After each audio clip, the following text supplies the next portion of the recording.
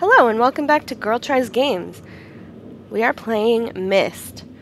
In our last video, we explored the mechanical age, and we learned how to rotate the fortress, and we found both the red page and the blue page. We decided to bring the red page back first, and now we have returned back to the island of Myst. So let's put the red page into the book and see if he has more to say to us. You've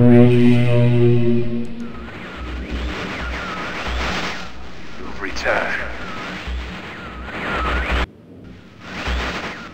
Thank you for bringing the red page. You must continue. My name is Sirius.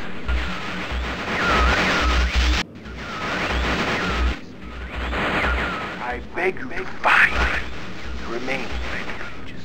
You must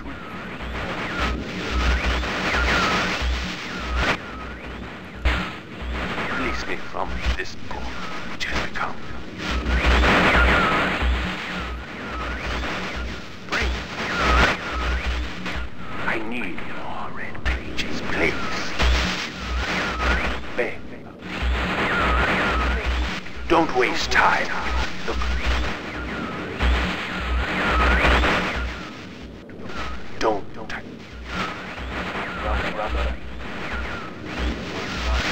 My brother is guilty.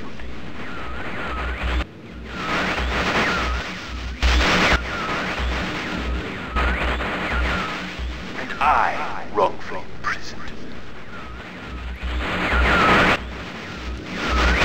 Bring the red page to me.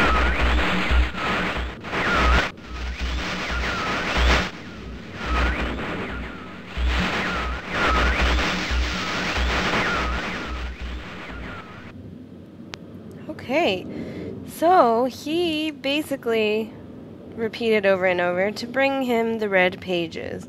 So I think in order to hear more from him, we're going to need to bring him more red pages.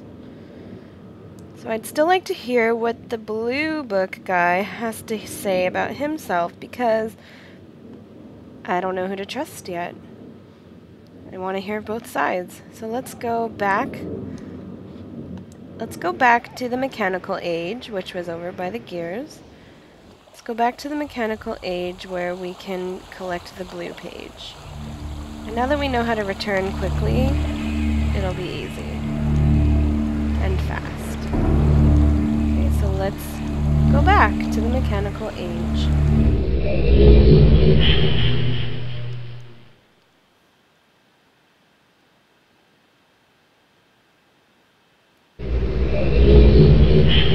We are again. So we remember that the blue page was located in that trapdoor in the barbaric room. So the barbaric room was off to the right, and the trapdoor was next to the throne, right here. Okay, so let's go grab the blue page and return to Myst with it. There it is. Okay, we have the blue page now, out of this creepy torture room.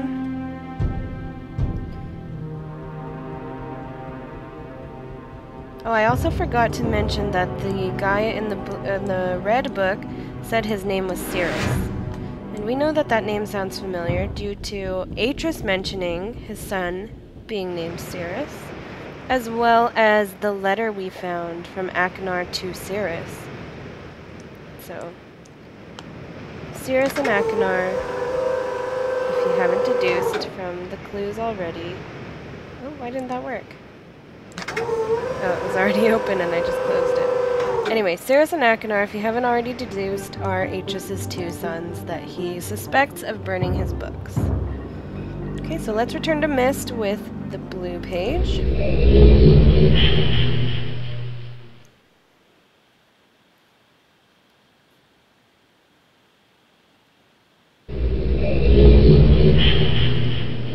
Let's put the blue page in and see what he has to say. He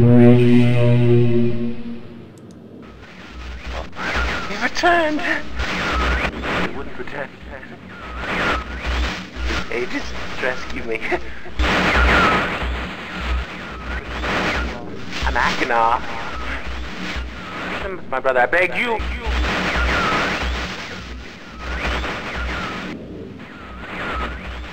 Be complete. Always blue pages. Listen to him. Not listen to my brother. An egotistical fool and a liar. Bring me the blue pages. The red ones. Don't bring the red ones. Oh, you. I've been wrongfully imprisoned. You must leave. I will have my retribution. Please bring me the blue pages. Pages, please.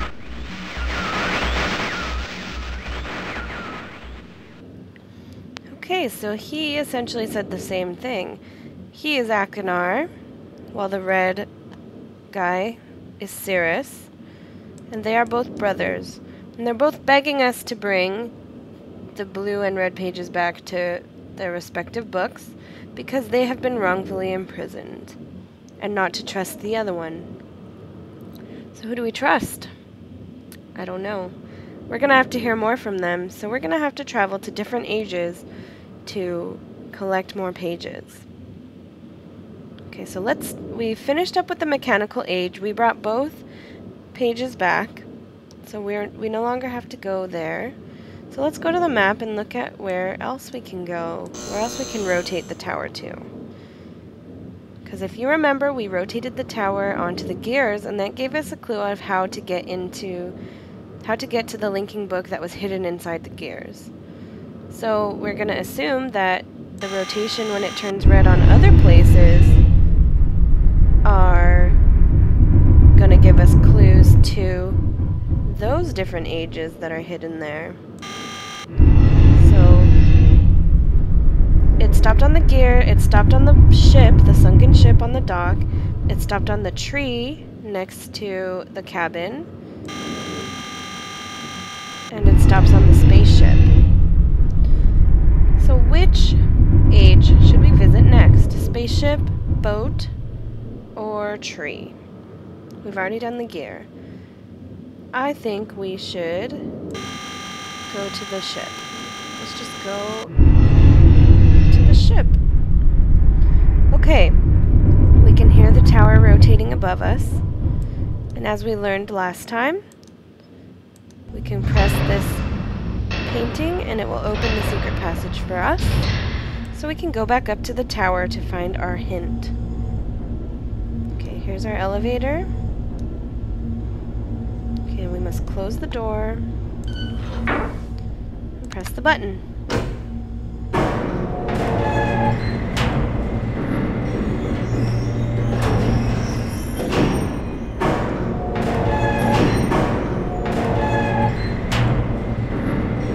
Okay, so let's hope that the tower has rotated to the correct spot. Let's go up the ladder.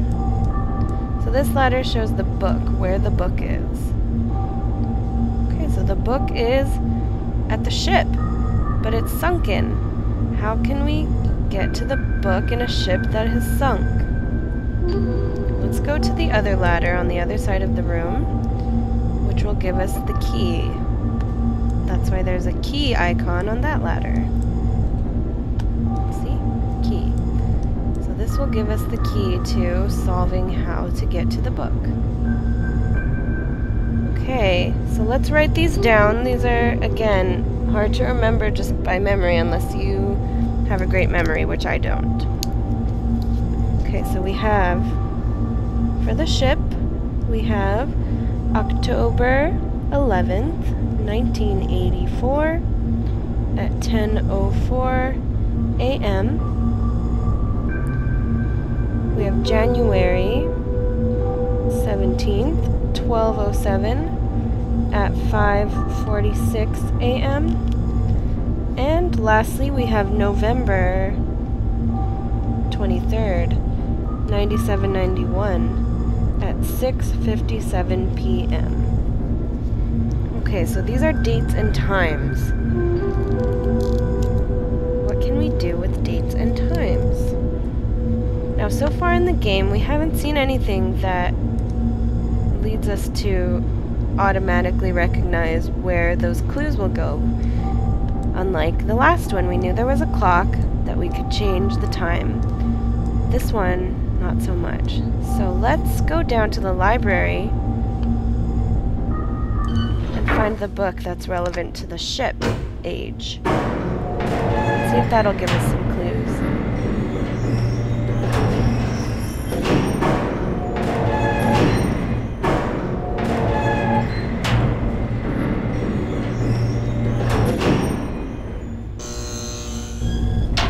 Okay, back to the library. Okay, now our bookshelf is down, so we're gonna have to open the front door back up so we can access the books. Okay, now I can't remember which one is about the ship age.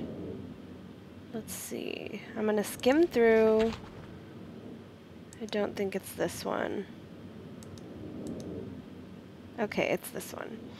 And you would just know this by guessing. There's no way to tell. I mean, the first one was easy because there's a picture of a gear on it. This one just has a picture of some leaves. Yeah.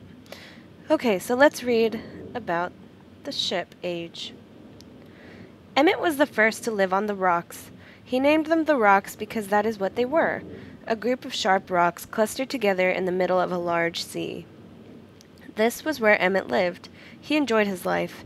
Emmett would occasionally swim to nearby rocks, as it was never too far of a distance. One day, another person appeared on the rocks, for no apparent reason to Emmett. Emmett named this new person Branch. Emmett and Branch quickly became friends, swimming and hunting together often. Oh, hunting for fish together often. Emmett showed Branch the simple cave in which he lived on the largest rock. Soon Branch discovered a place where he decided to live, also the same large rock. The sun always shone brightly in their world, and the water was always dazzlingly clear, allowing them to see almost to the deep ocean floor which surrounded them. Though the sun always shone, it was never too hot for the boys. A light breeze always came from the north and cooled the area down. One day while Branch was swimming and having fun in the water, he noticed another boy swimming. Branch thought brought the new boy to Emmett to find out what to call the new boy. Emmett said the boy would be called Will. Will was soon a part of the group, and all three of the boys swam and enjoyed their perfect world. At least, that is the story I was told when I arrived today on the island. Emmett, Branch, and Will were surprised to see me at first, but even before the night ended, we were all becoming good friends. Today, the second day on this newly created age, a strange thing happened. It was not strange to me, but the three boys did not understand what was happening. While I was relaxing under a large tree on one of the smaller rock islands, it began to rain. It was a nice rain that lasted for about an hour in the morning. I explained to the boys that the rain was not harmful, yet they obviously still feared it. Before going to sleep tonight, I told the boys I would leave the following day. I told them that while I was gone, I would make a surprising change in their world. They didn't understand, not that I expected them to. I still did not fully understand what happened today. I was experimenting with the art, testing the limits of the rules as dictated to me by Father. I attempted to create a boat by writing it into the world. I thought everything was planned correctly, yet somehow the boat had become gripped by the rock and broken in half. Although this test did not turn out as I had hoped, I now had answers to a few of the questions my father never answered. So that's a big part of the backstory of Myst, is the art and writing. Let's see. Where did it say that?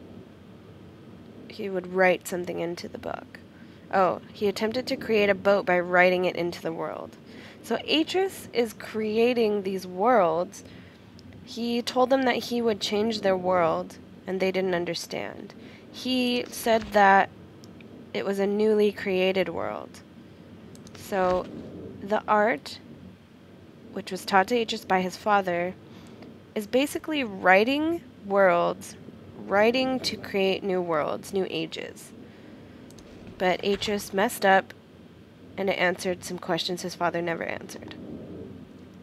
As for the boat, I can see the boys enjoy it anyway, and with that I am pleased. They have played on it all day. Even though the boat cannot move, I have enjoyed studying from it. It is a much sturdier platform than the jagged rocks. In the course of my observations, I have learned some very interesting things regarding the solar system of this age. The nights are absolutely beautiful here. I have made note of and named a number of constellations that pass above me. Also during the night, I catch glimmers of light from the horizon, which I have not been able to discover, if it is created by some natural phenomenon or by additional people on far-off islands or rocks. I should very much like to discover which. I rather suspect it is additional people, which would explain the appearance of Branch and Will. Let's go back to this picture. It says submersible lamp. And there's a picture of it. The rain today was slightly heavier than usual. Just when the boys were getting used to the light rains, a small storm arrived. They were frightened of the heavier rain, not to mention the thunder and lightning. If rain has never fallen here until recently, as the boys tell me, I would like to discover why it is falling now. Regardless, I have decided to return home for a short while. I have also been thinking of some plans for a lighthouse that I hope to construct soon. I think that perhaps by shining a bright light toward the horizon, it might prove my suspicions regarding additional inhabitants. They would be curious about the light and travel to discover its source, if they have the means. I returned with many tools that I will need for construction of the lighthouse. I have decided that once the lighthouse is completed, I will leave for some time and let the world's own imagination have control. We have worked 3 weeks in the lighthouse now. We are making great progress. The rock that we are building on seems to not be as secure as I would like. I have had to alter my plan slightly, but those alterations pose no real problem. Here's the top of the lighthouse with the light, it says. See? It looks like this lighthouse. The boys are quite strong and have been helping me immensely. I estimate construction will be done within 2 days. The lighthouse is finished and we are all proud of our creation. The boys are amazed at the structure wrought from rock within their own hands, or with their own hands. That evening we powered up the generator, much to the boys' dread at first, and shined a great light to the horizon for many hours. I stayed the night in the top of the lighthouse, and in the morning awoke to observe the sunrise without my being coated with the chilly blanket of ocean dew I had become accustomed to. It was Will who first saw the girl. She was swimming not far from the boat where Will was getting ready to hunt for fish. Then Will noticed a man not far away from the girl. Emmett was very pleased to meet the additional neighbors. I feel pleased to leave this age. I have set in motion events that have nothing to do with writing or the art. The art again, which is the writing. That will have a more profound impact on this world than I could have ever written.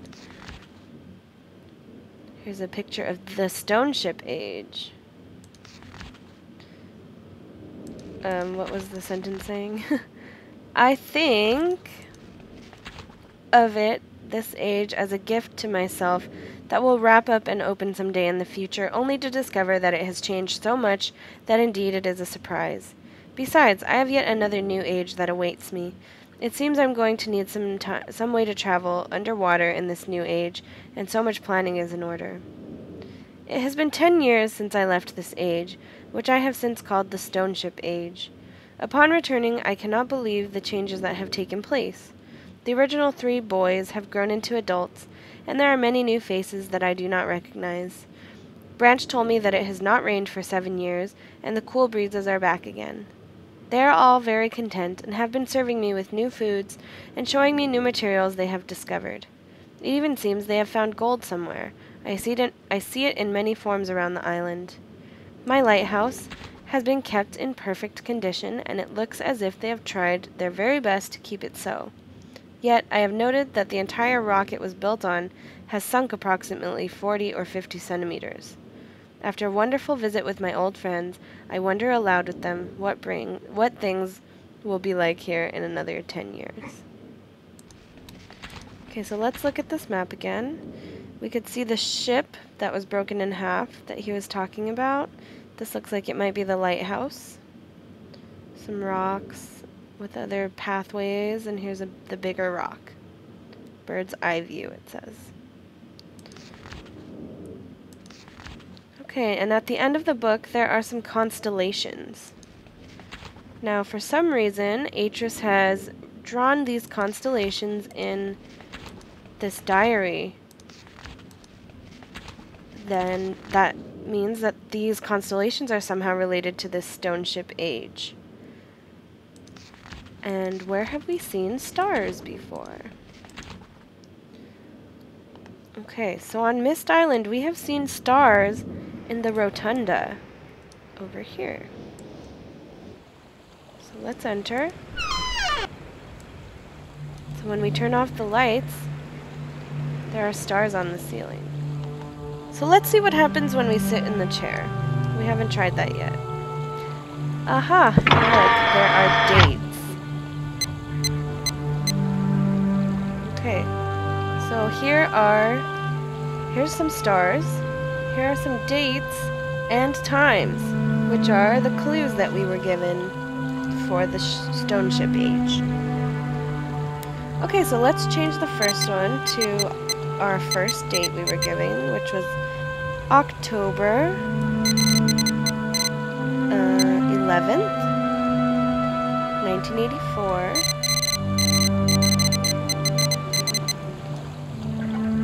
Oops. 1984. And the time was 10 a.m., 10:04 a.m.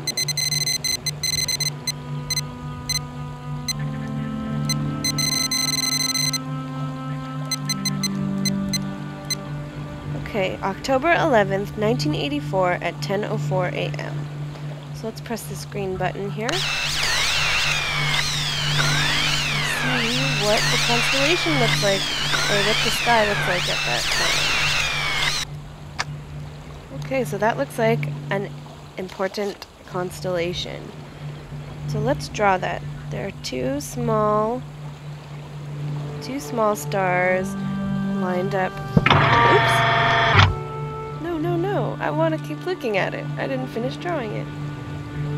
Sorry about that. Okay, here we are back again. So there are the two small stars down here.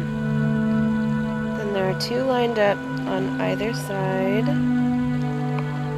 Two bigger ones even farther out. And then one at the point. Kind of a diamond shape, I guess, or like a kite shape. Okay, so make a note of that. And now let's go to our second date. January 17th, 12:07. Way in the past.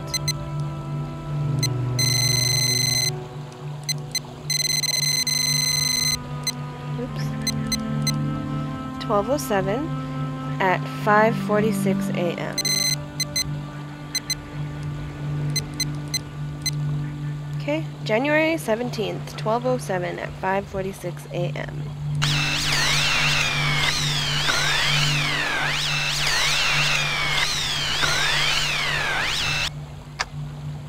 Okay, this is a more complex constellation.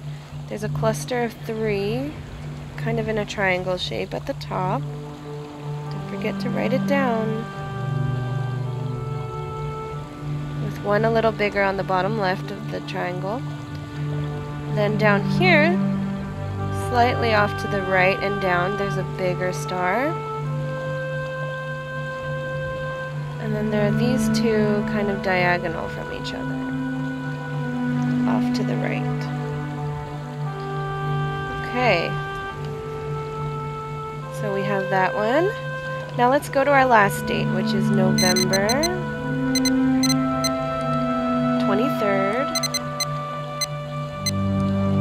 9791. So it's way in the future.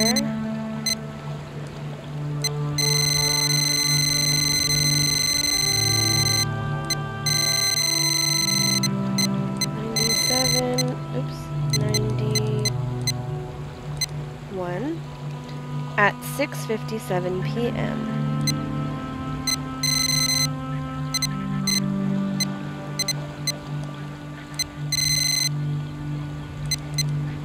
Okay, November 23rd, 9791 at 6:57 p.m. And what constellation does that bring up?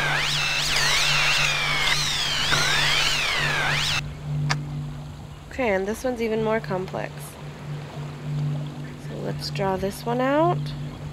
Try to get it as accurately as possible, just because if you don't recognize your own drawing, it might not help. Okay, I've drawn it. I hope you have too. Okay, and now that we have these constellations, we're going to go back to Atrus's diary to see if we can match these constellations with those that are in his book. Okay, so it was this one, right? Yes. Okay, let's go back to his drawings of constellations. Okay, here's the first one, an anchor. Now, this one has 3 large stars with 4 smaller stars across. And it doesn't look like any of the ones I drew. Maybe my drawings suck, but I don't think that's one of them. This one definitely was not one of them. I don't remember seeing an eye, or this eye constellation with the 2 big together and the 2 smaller ones on the outside. Okay, here's a snake. This one looks familiar. It has the 3 clustered in a triangle at the top with 1 bigger one on the left. And there's the biggest one down on the bottom, and then the smaller ones over here. So, this one was the January 17th, 1207 date. So that'll be the snake as the second one. So write that down. The snake is the second one. Whoops. Damn it. Now I have to flip all the way back there again.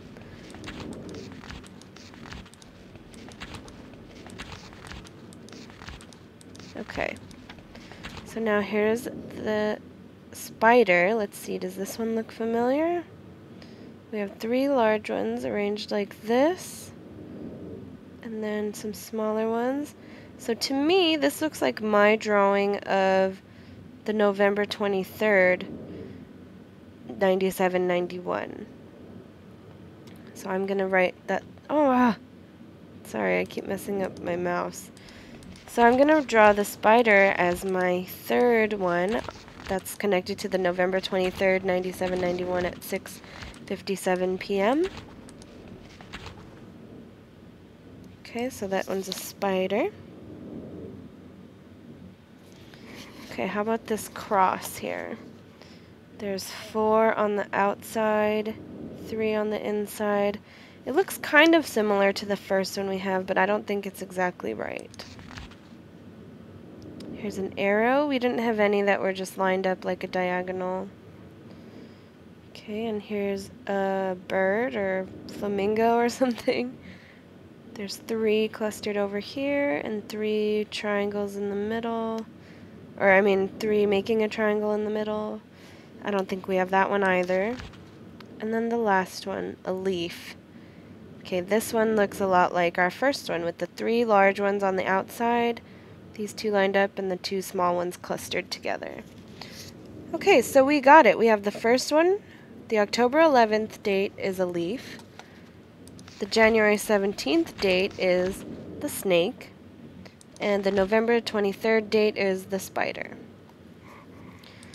Okay, well now that we've discovered that, where have we seen these symbols? Where have we seen symbols similar to these constellations? Here, we have an eye. That's one of the constellations in Atrus's book. Here's a snake. Here's a spider. An anchor. So all these symbols are the ones that were in Atrus's book. An arrow, a leaf, a cross, and a bird, a flamingo. Okay, so we know that the first one was the leaf. So let's see if we could do something with this leaf. Okay, so we turned it green. Now let's go to the snake. And let's turn the snake green. And last but not least is the spider. Okay, we hear some water. And some big noises going on. And look, the little miniature ship in this fountain rose out of the water. So does that mean that our ship at the dock rose out of the water? Yes, it does. Here's our ship. It rose out of the water. And now we can find if there's a book on here. There's a doorway. Let's see what's in here. Aha! Our book. Okay, so in our next video we are going to travel to the Stoneship Age, depicted here in this book. And we will find out what we can find out there. So stay tuned for the next video, and thanks for watching!